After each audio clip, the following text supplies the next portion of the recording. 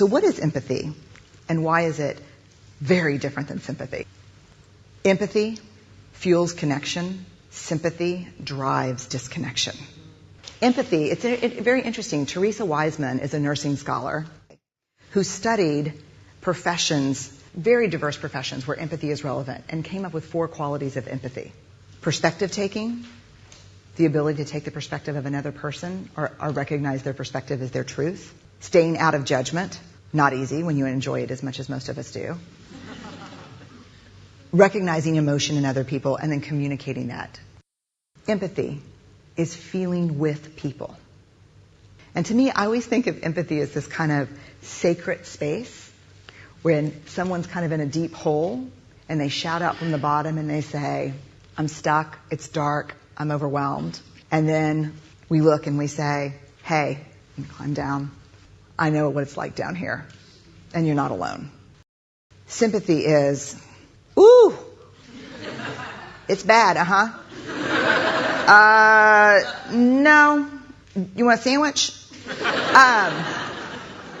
Empathy is a choice, and it's a vulnerable choice, because in order to connect with you, I have to connect with something in myself that knows that feeling.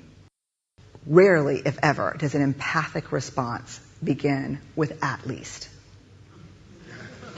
And we do it all the time. Because you know what? Someone just shared something with us that's incredibly painful, and we're trying to silver lining it. I don't think that's a verb, but I'm using it as one.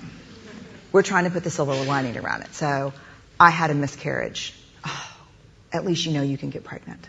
I think my marriage is falling apart. At least you have a marriage. John's getting kicked out of school.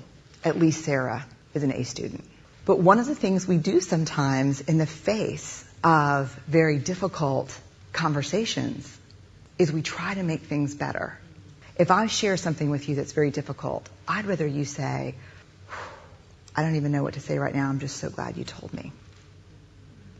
Because the truth is, rarely can a response make something better. What makes something better is connection.